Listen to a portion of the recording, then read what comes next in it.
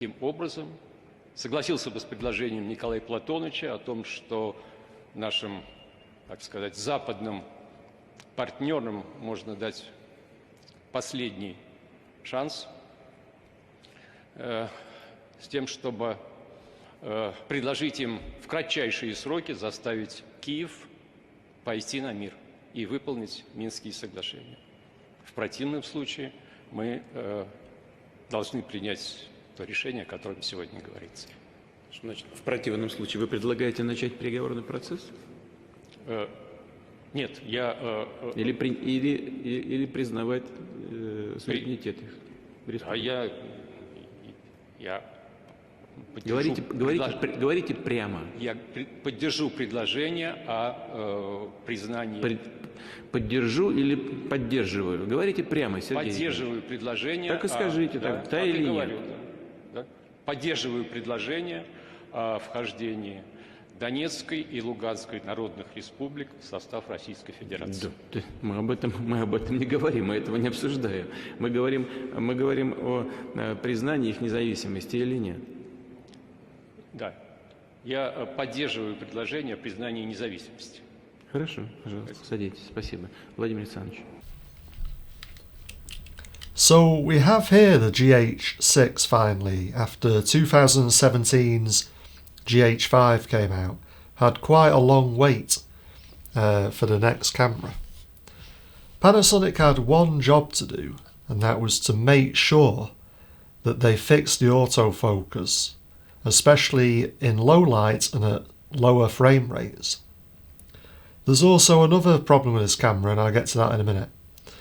But anyway, we see a general trend here. It started off very small, the GH1. It was a nice Japanese concept to have small lenses, small cameras in a very compact system. That was why it was called Micro Four Thirds. The Americanization of the camera system has now really taken hold, and it's a lot bigger and heavier, especially if you want a lens like the 10 to 25mm zoom on it. It's actually sort of bigger than some full frame cameras. This is the Leica SL2S, but in order to fit the amount of features and the performance that they have fitted inside this camera, it did need to be obviously bigger than the original GH1, bigger than the GH4, bigger than the GH5, but it's not quite as big as an S1H, so you could see it as like halfway house, and it's a lot cheaper as well.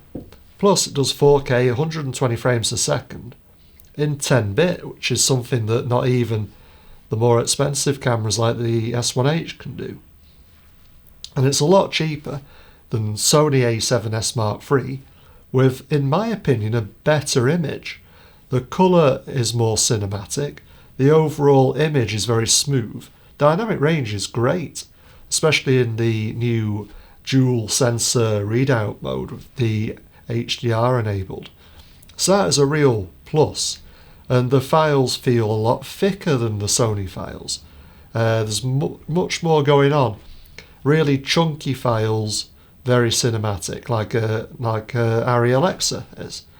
So there's a lot of positives and a lot of things to like about this camera, and I would choose it over the A7S Mark III any day, especially as it's half the price. Now, there are strange things going on. I started off with version 0.8 pre-production firmware, and then I updated to version 1.0, which as far as I'm aware is not pre-production, that's the firmware that the camera will have when it goes out to customers from the shops in March. They need to update it again because there are some strange interactions going on with bright lights. It seems to be that the workaround I've found is actually to enable the high dynamic range mode. That solves the issue pretty much 90%, and then it's very, very hard to notice if you have that enabled, at least according to my testing. and it's by far not like months and months of extensive shooting with the camera yet. But it's obvious that without the HDR mode enabled, and even with firmware version 1.0, there are weird things going on. The horizontal streaking, the purple banding when there's a very bright light in the frame. And I also noticed, I don't know if this was just due to the high shutter speed and the particular LED light, but it had an interlaced effect on some shots where every other line on the image from the sensor was brighter than the next. And very, very odd things going on. So obviously Panasonic will need to investigate this. And I can't for the life of me work out why they haven't already investigated this and come up with a fix, because surely the testers for Panasonic and the professionals that they gave this camera to would have noticed this. If I can notice it within a couple of seconds of turning the camera on, waving it around with a light in front of it, and Gerald Undone can notice it as well, why can't the paid or, much closer to Panasonic in Japan testers come up with this information before we notice it, and then Panasonic will be able to fix it? So that's a bit of a blunder. So how will I buy a GH6? I think in terms of the particular unique things that it does, and it's a beautiful image, but a lot of cameras now are doing a very nice image. The 4K 120 frames a second is unique for the price. It really is a lot that you get in the extensive feature set. The other unique thing is the anamorphic mode. There is no better camera for anamorphic shooting. And if you look at what Tito Ferrandes has done, he's producing beautiful stuff with it. It really shows that you don't need a full frame camera for the best image. It's about matching the right lens for the job with the right sensor and having such a good codec, really chunky files, great colour science, counts for more than just whacking up the dynamic range on a Sony camera, wrecking your tonality and colour science in the process. I would choose this any day over any Sony camera, 100%. But yeah, as I say, it's not perfect. The autofocus situation is ridiculous, and the camera ships with quite a major bug, even in the production firmware. So there's a lot for Panasonic to think about here.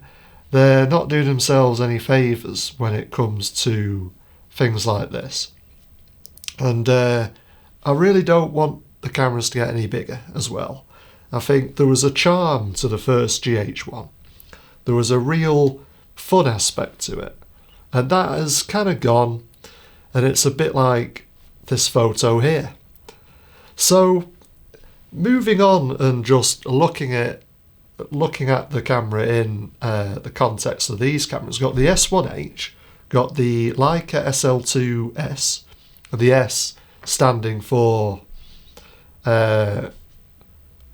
stills, but no, it's actually more an H camera, a hybrid camera with really good video features. GH6, I don't know why this is still here, to be honest. Let's put that over there. Then we've got the Fujifilm X Pro 3, which has really good autofocus, super 35mm sensor, and I've always preferred it. It's more fun than the XT3, the XT4, even though it doesn't have the IBIS or the 4K 60 frames a second. I just love the way it handles. It's a really good example of a camera that does, the classic stills ergonomics really well. Fun to use, innovative little optical viewfinder with the sliding EVF, and yet the video features are actually really capable. So I've got 4K 10-bit, quite a good codec, very good colour science, good autofocus. It maintains a small and light body and lenses. And I think Fuji have done a really good job on this camera. I really like it. Even though it's not the first camera you probably think about when it comes to video. But yeah, 10-bit 4K, 10-bit 5.7K, and 4K at 120 frames a second. And on the Leica SL2 we got 4K 60 in 35mm Super 35 crop, but the full frame only goes up to 4K 30 frames a second. So anyway, I think I do prefer, it depends if you're a hybrid shooter that is sort of prioritising video, or a hybrid shooter that prioritises stills. If you were prioritising stills, I go with the Leica SL2S. If you were prioritising a wide range of video features and slow motion and the codec and ProRes, and I think I'd go for the GH6. So yeah, that's just my summary views on it so far, and I'm gonna really take my time and unpack what this camera has to offer, because there's never been a camera that is so complex in terms of the amount of features that packed into there.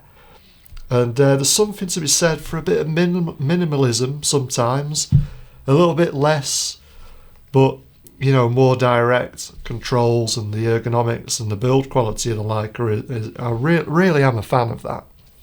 And the GH6 feels more like a kind of electronic device, more robotic in its handling and its looks. A little bit charmless, I have to say, although to be honest, a lot of people don't care what a camera looks or feels like. They just want to get the features deployed and shoot. So yeah, let me know what you think to this little lineup here. The reason I'm not shooting Canon anymore is that I profoundly disagree with their business ethics. I've been treated really badly by Canon.